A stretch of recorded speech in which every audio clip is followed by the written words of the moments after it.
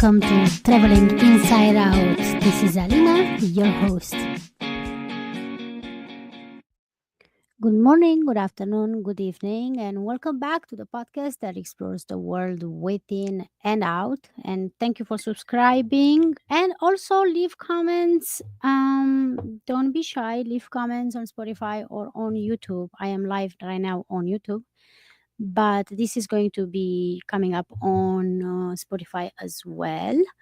Welcome to the last, it's not the last of the calendar, but it's the last live that I'm going to do. So today is the 16th, so we are going to, we are ending it strong. We are ending it strong. Hopefully, this tea is not going to disappoint me because more often than not, this tea is kind of disappointed me, but I can kind of smell it through. It's called eggnog black tea, which is perfect way to end this. I'm still gonna try the teas, but I'm not going to record it anymore because I am leaving tomorrow very early morning, and I'm not feeling confident in doing live in somebody else's place, in somebody else's house, and things like that. And especially since tomorrow we're going to be traveling, I'm not going to do it live from the airport. I'm not one of those people. I good on them for whoever can do that. Good on freaking them. So let's see what it says on the back. Cinnamon flavor and vanilla flavor. That's what eggnog is. Cinnamon and vanilla. Oh, I'm already disappointed. I'm already disappointed because we already had, what was it? At some point, yeah, we had vanilla flavor and masala chai flavor. Um, so yeah, we will see. Anyway, welcome everybody, especially those who are watching afterwards, after the live. As I was saying, this is the last live, and a bit behind the stage, behind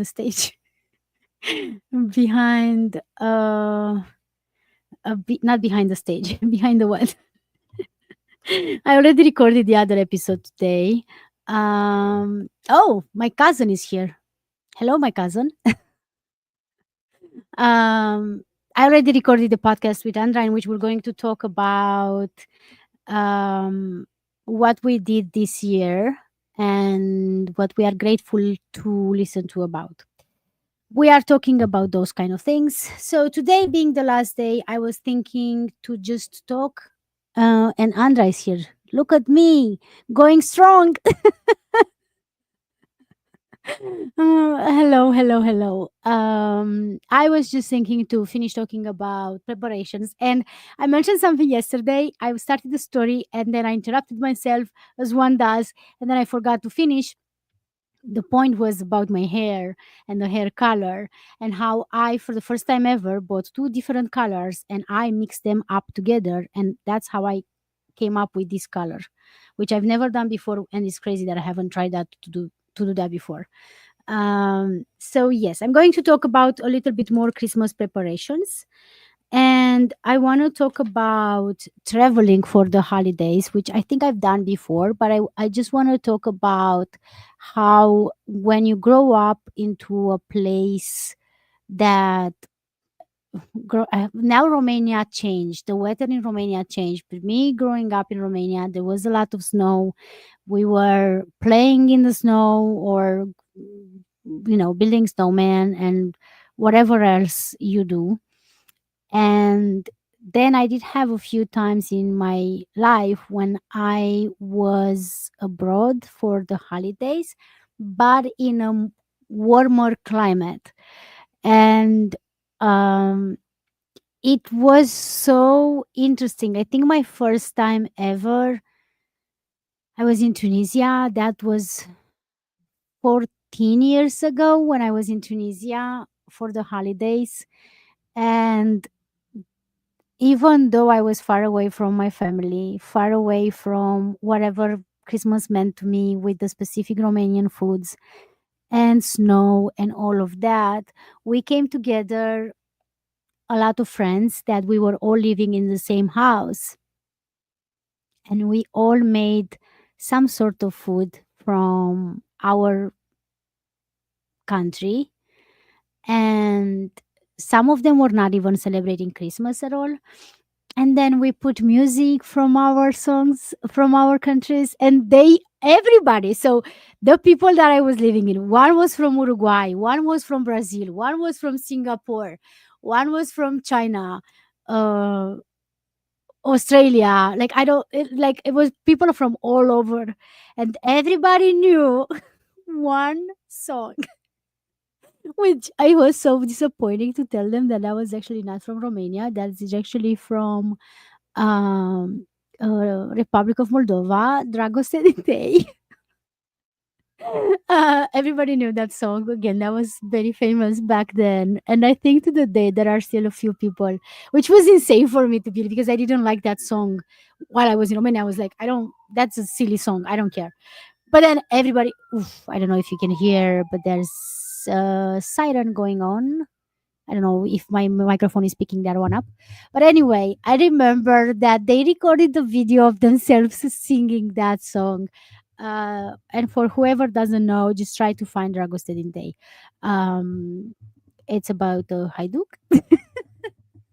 It's such a silly song, but everybody knew that song, and they kind of were so very excited about singing that song. And the fact that they know someone, there you go. Andra says that I had the same experience in Korea with Dragon Sedinte, and they asked me to translate. Yes, they asked me to translate as well. And I'm like, but it's such a silly, like the lyrics are so silly, right? I don't, I can't translate. It's so silly. But yes, it's extremely funny. It is extremely funny when you have to translate. But speaking about translation, what is not related to Romania at all, but it is related to me in December being in another country, is when I was in South America. And I've talked about this countless of times, but long story short, at some point I was in Argentina and I was trying to go all the way to Ushuaia. And so I was hitchhiking, and then I hitchhiked a truck. So I was with that truck driver for 4 days, and he was not speaking English at all, and I was speaking broken Spanish, but we kind of understood each other. And usually a lot of people in Argentina, they listen to the kind of music that I don't like they listen to anything from tango. I love, but all the bachata and the salsa and all of those I really don't like. I don't like the music, I don't like the lyrics, I don't like anything. I don't like the, I mean, the dance is interesting to watch, but I would not dance like that. It's just not for me. And it's fine, it can be for everybody else, it's just not for me. However, by a miracle from the almighty, my truck driver was listening to her, like with other things, Metallica. So he was listening to Metallica. And it was crazy because he put on Unforgiven. And I used to listen to Metallica when I was in high school quite a lot. And I don't know about anybody else, but I don't listen to some songs for like over 10 years or something like that. And then it comes on and I'm like, oh, I still know the lyrics. So I was kind of whispering the lyrics when we were listening, and he's like, oh, you know the lyrics? And then he was like, can you translate? So that was bunkers for me to translate Metallica from English to Spanish, which my Spanish was so and so at the time.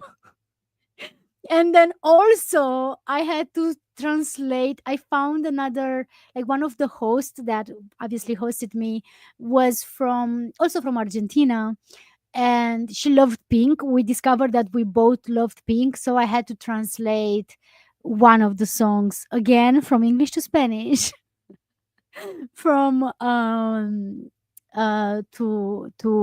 one of the hosts. But another crazy thing was that they wanted to understand what was the deal with Dracula, and then try to explain in Spanish everything about Dracula. Because whenever I'm telling the story about Dracula, I'm always talking about Vlad Tepes. Like I'm actually giving the historic facts, as many as I have in my head. But it was so complicated to try to think about all of these words in Spanish. So that is one part of like memories of celebrating outside of the country, to celebrate the holidays outside of the country, um, or in a warmer climate. So because I said the warmer climate, I have to mention that again. I like to drink mulled wine in the winter. I forgot to taste the tea. Let's give it a try and see. Please don't be a disappointment. Please, tea. Let's see. No, this is a legit good. I don't think you can go wrong when you put vanilla and black tea together. There's always going to, like, they are really complementing each other. So because of that, I'm not gonna give this, like, I think yesterday's tea was a one or something. I'm going to give it a. I'm gonna have a few more sips and then I'm gonna give it a grade. But yeah, summer. It was summer in like, or not summer necessarily, or actually in South America it was summer. Warmer climate. It was weird because, and now again I'm gonna go to a warmer climate in Florida. It is interesting to see how people celebrate, because us growing up in Romania but also in the northern hemisphere, and I realize how much the majority of the movies that we see, the majority of the movies that we watch, or TV shows or anything related Christmas, it's always about wintry stuff. And then there's a whole hemisphere that it's summer in December, number one. Hello. And that is warmer or not, depends. Yeah, what was crazy was that in Ushuaia, so it was summer but it was still very cold. It was like, I think, -6 degrees Celsius. I don't do Fahrenheit.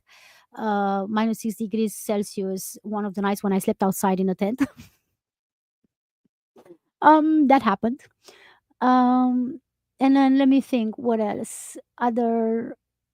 And then I wasn't truly for during the holidays, but it was in December when we were in Ecuador and in Mexico.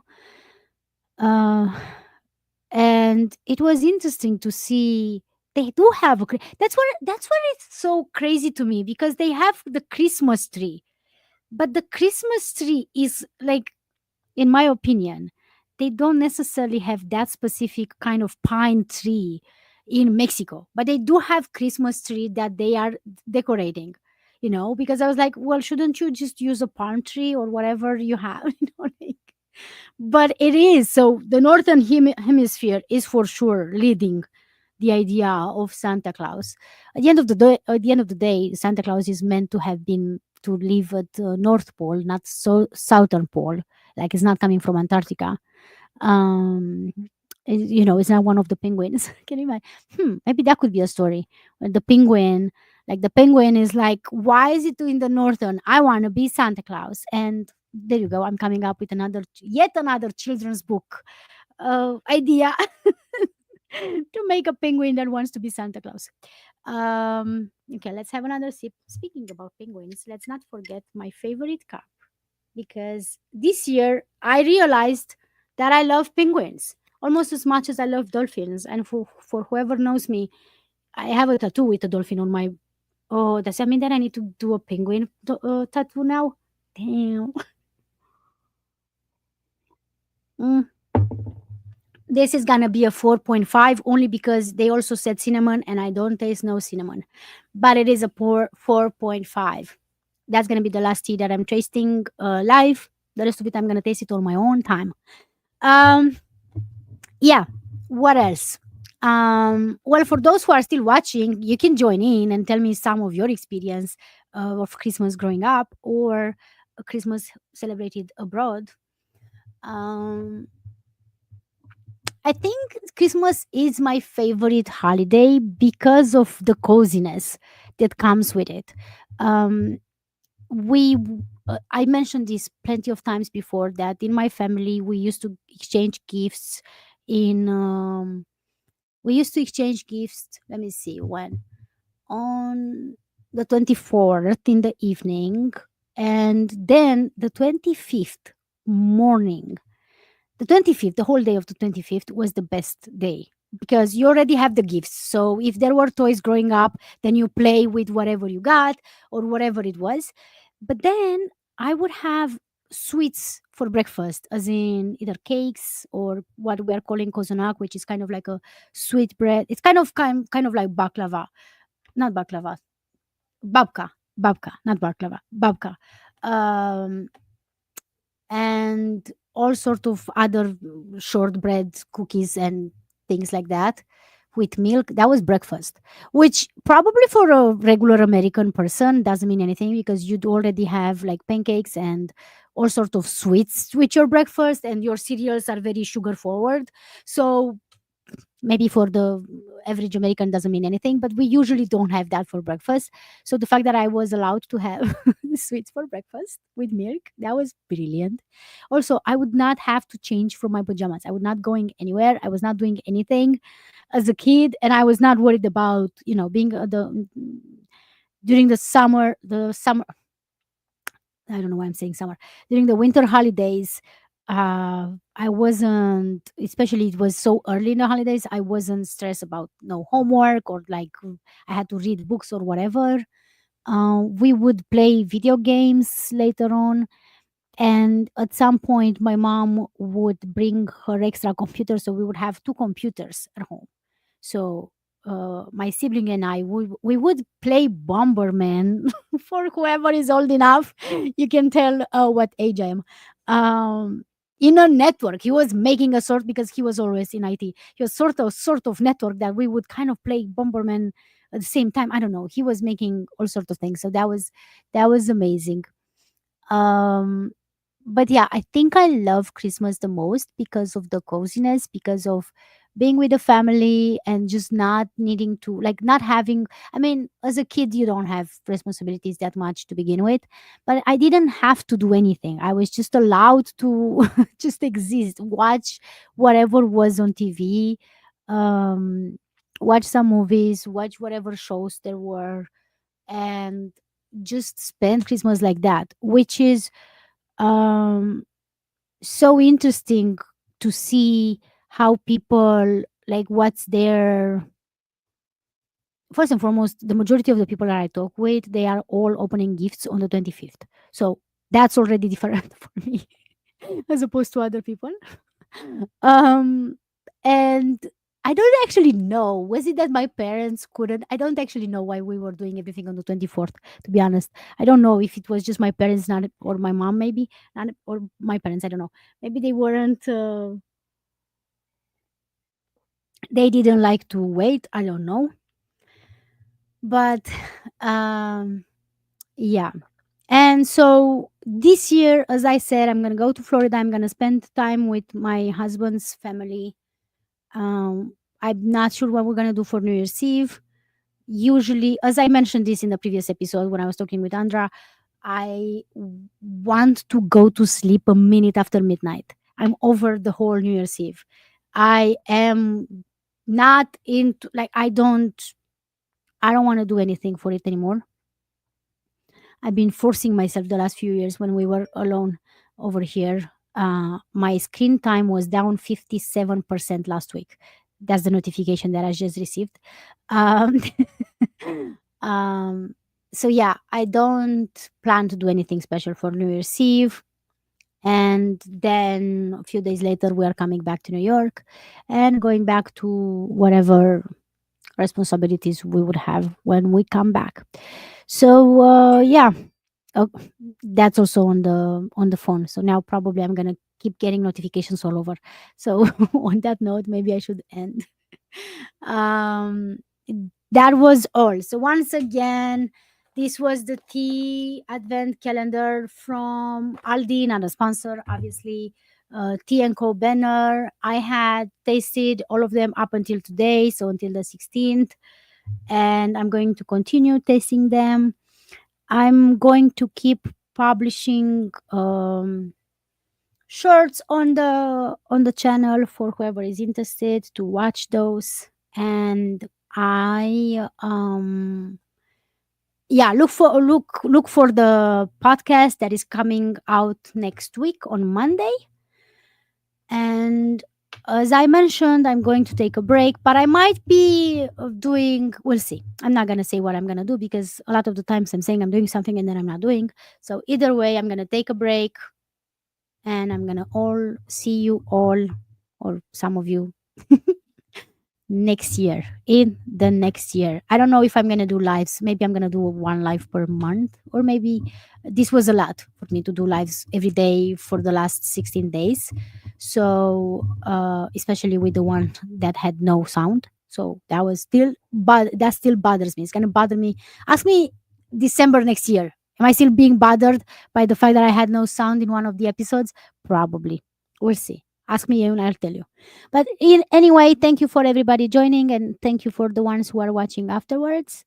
This was the tea advent calendar idea of have tasting live tea once a day.